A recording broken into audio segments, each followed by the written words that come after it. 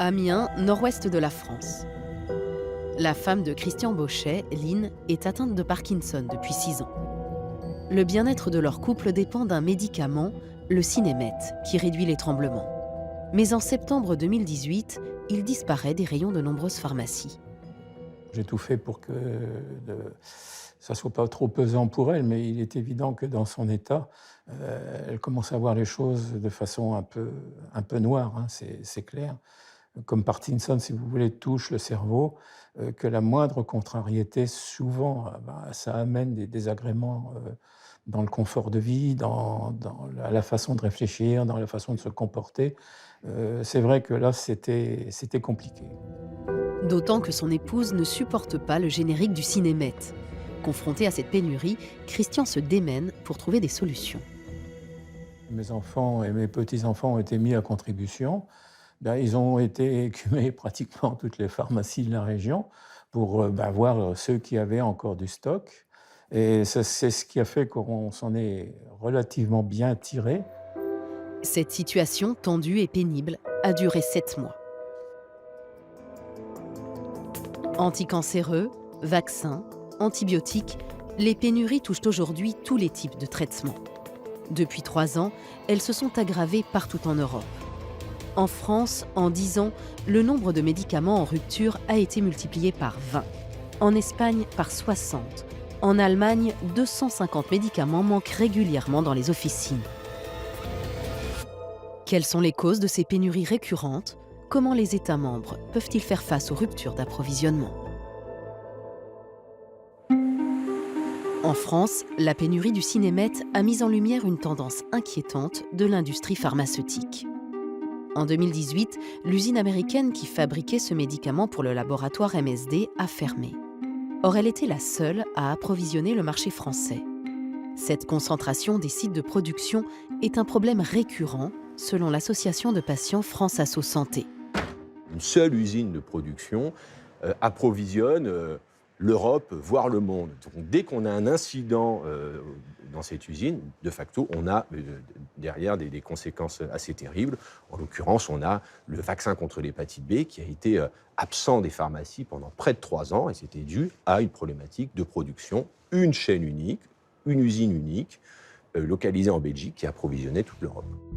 Un problème aggravé par la délocalisation de la production des matières premières. Aujourd'hui, 80% des substances actives des médicaments sont en effet produites hors de l'Union européenne. Dans les pays du sud-est asiatique en particulier, ou en Inde, eh bien, la main-d'œuvre est moins chère et donc les firmes font fabriquer le plus possible ces produits quand c'est facile finalement. Quand la technologie est banale, eh bien, elles externalisent, elles délocalisent, souvent dans les pays du sud-est asiatique, mais pas seulement. AstraZeneca en est l'exemple type. Cette firme britannico-suédoise a décidé à la fin des années 2000 d'externaliser l'ensemble de ses activités de fabrication à Shanghai, en Chine. Mais cette logique de rentabilité n'est, selon ce représentant des laboratoires, pas la première cause de pénurie. La principale cause est liée à, on va dire, une augmentation d'une demande mondiale qui est croissante parce que beaucoup de pays accèdent à des traitements dans le monde, et des grands pays comme la Chine, le Brésil ou l'Inde, et une capacité de production qui parfois s'avère insuffisante pour répondre à cette demande. Parmi les exemples que les industriels se plaisent à citer, certaines campagnes de vaccination massive, notamment celle de 2010 en Chine contre la rougeole, qui concernait 100 millions d'enfants. Logiquement, les entreprises s'adaptent et elles construisent des usines, sauf que des usines de médicaments, ce n'est pas quelque chose de facile à mettre en place. Ça prend parfois plusieurs années pour homologuer une usine, notamment lorsqu'il s'agit de médicaments biologiques, comme des vaccins. Et donc, c'est parfois compliqué d'ajuster notre production, la production du médicament ou du vaccin, à la demande qui ne fait que croître. Mais pour certains, les ruptures d'approvisionnement ont une cause bien plus cynique que des impératifs industriels. Elles découlent de stratégies mercantiles. C'est ce que dénonce Yves Daudigny. Ce sénateur a observé que les médicaments les plus touchés par les pénuries sont ceux qui ne sont plus protégés par un brevet.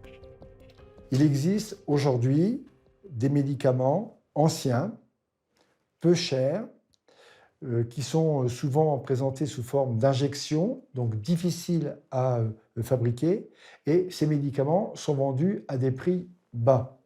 les laboratoires n'y trouvent plus leur intérêt et quelquefois interrompent la fabrication de ce médicament, provoquant donc une pénurie. Or, ces médicaments anciens demeurent indispensables, essentiels même, pour des soins importants, par exemple dans le cancer ou dans d'autres maladies. C'est le cas du vaccin contre le pneumocoque permettant de lutter contre certaines méningites et dont les laboratoires Sanofi Pasteur et MSD ont arrêté la commercialisation début 2017. Un choix stratégique condamné par la Haute Autorité de Santé en France, mais dont se défendent une fois encore les représentants des laboratoires. Ils s'affirment étouffés par les prix trop bas des médicaments. Lorsque vous avez un médicament qui est parfois vendu à un prix très faible, il est parfois, sachez-le, vendu à un prix qui est inférieur à ce qu'on appelle le coût de revient industriel. Donc en gros, il coûte plus cher à produire que son prix de vente sur le territoire français. Donc lorsqu'il est question de tension sur des chaînes de production, qu'il est donc question d'un investissement supplémentaire pour augmenter la production pour un pays comme la France, on ne peut pas supporter en même temps des baisses de prix parce que là, le modèle économique ne tient plus. Les firmes pharmaceutiques sont parmi les firmes, parmi les industries qui font le plus de profits. Elles atteignent aujourd'hui plus de 70 milliards d'euros. Sanofi en France est le deuxième plus gros distributeur de dividendes, si on accepte le langage, juste derrière Total et très loin devant BNP Paribas. Donc la question qui serait de dire c'est pas assez rentable et ça nous met en péril, notre survie financière, notre équilibre financier est en péril, on pourrait l'entendre. Là, c'est pas le cas. On est dans des firmes qui cherchent à faire le plus de profit possible. Si les pays de l'Ouest sont touchés par de fortes pénuries depuis 2017, en Europe de l'Est, ce problème existe depuis beaucoup plus longtemps, notamment en raison de l'activité de certains distributeurs de médicaments. Timișoara en Roumanie. Dans cet hôpital, depuis 2012, les pénuries de médicaments sont légion, en particulier dans le service d'oncologie. Ce sont des médicaments que l'on utilise pour les enfants atteints d'une forme grave de leucémie. Ils sont absolument indispensables pour empêcher l'avancée de la maladie dans le système nerveux. Et encore, ce n'est que 3 exemples sur les 10 médicaments qui nous manquent aujourd'hui. Face à une situation qui s'aggrave dramatiquement depuis 2 ans, Smaranda Arghirescu est parfois obligé de modifier le protocole de traitement de ses patients. On est obligé de décaler le traitement de 2 ou 3 jours, de manière à pouvoir traiter plusieurs enfants en même temps lorsqu'on ouvre un flacon. La conséquence, c'est que si on ne respecte pas le protocole du traitement, si on n'administre pas le traitement le jour exact et avec le bon dosage, le patient a moins de chances de survie. Ce n'est pas normal de ne pas avoir de médicaments. En Roumanie, comme dans la plupart des pays de l'Est, un phénomène particulier aggrave la pénurie de médicaments, les exportations parallèles.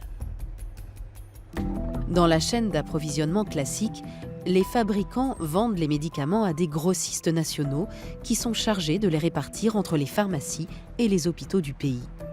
Mais certains, au lieu de les distribuer sur le territoire roumain, préfèrent les vendre à d'autres pays européens, comme à l'Allemagne, à la Suède ou aux Pays-Bas.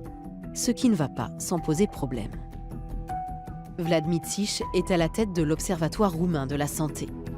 Une étude de son ONG a montré que ces exportations parallèles étaient en partie responsables de la raréfaction de certains médicaments contre le cancer. Nous avons les prix les plus bas de l'Union européenne. Vous avez des grossistes qui achètent des médicaments aux compagnies pharmaceutiques. Ils devraient ensuite les vendre aux hôpitaux roumains. Mais ils ne le font pas. Ils revendent ces médicaments en Allemagne, en Suède ou aux Pays-Bas, où le prix est 3, 4, 5 fois plus haut que le prix en Roumanie. Et ils font des profits importants grâce à ces différences de prix. L'exportation parallèle de médicaments atteindrait en Roumanie 20% de la valeur du marché pharmaceutique. Mais pour autant, les exportateurs réfutent toute implication dans les pénuries et soulignent au contraire l'effet vertueux de leurs pratiques. Tout cela est complètement régulé. La libre circulation des marchandises est un droit inscrit dans le traité de l'Union européenne. Notre activité crée de la concurrence sur les prix, ce qui signifie que lorsque l'on exporte un produit, par exemple en Bulgarie ou en Allemagne, Le prix auquel nous allons mettre le produit sur le marché est plus bas que celui de l'industriel, ce qui fait baisser les prix. Le problème, c'est que ce phénomène légal a des effets secondaires très néfastes pour des patients dans certains pays. Donc même si c'est légal, c'est immoral. En Europe, ce marché parallèle pèse 5 à 6 milliards d'euros. Dès 2016, la Roumanie a essayé d'endiguer ses exportations, en vain. 2 ans plus tard, les pénuries sont toujours aussi nombreuses. La Slovaquie, la Pologne et la Belgique ont elles aussi tenté de limiter le commerce intra-européen de médicaments, sans beaucoup plus de succès.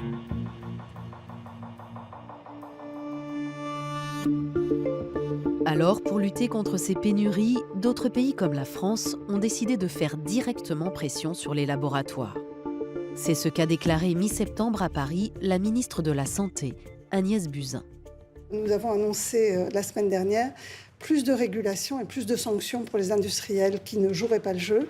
Nous leur avons demandé d'abord de faire des stocks de 2 à 4 mois selon l'importance du médicament pour le marché français en cas de pénurie avérée au niveau mondial. Actuellement, des sanctions sont déjà prévues pour les laboratoires qui n'informent pas assez en amont les autorités en cas de pénurie. Mais elles restent insuffisantes, selon Yves Daudini. L'année dernière, un laboratoire a été sanctionné d'une amende de 350 000 euros. Son chiffre d'affaires, c'est 4 milliards d'euros. Donc on imagine que l'impact n'est pas très important. Donc la loi que nous allons voter va prévoir que les sanctions pouvant toucher les laboratoires s'ils ne remplissent pas leurs obligations pourront atteindre des sommes beaucoup plus élevées. Cas unique en Europe, l'Hexagone étudie aussi la possibilité d'inciter les laboratoires pharmaceutiques à relocaliser leur production en France et dans l'Union d'ici 2022. L'Agence européenne du médicament a lancé fin 2016 un groupe de travail pour améliorer la prévention et la gestion de ces pénuries. Mais à ce jour, aucune étude concrète n'a été publiée à l'échelle du continent, ni aucune mesure promulguée pour harmoniser le prix des médicaments et tenter ainsi de casser la concurrence entre pays.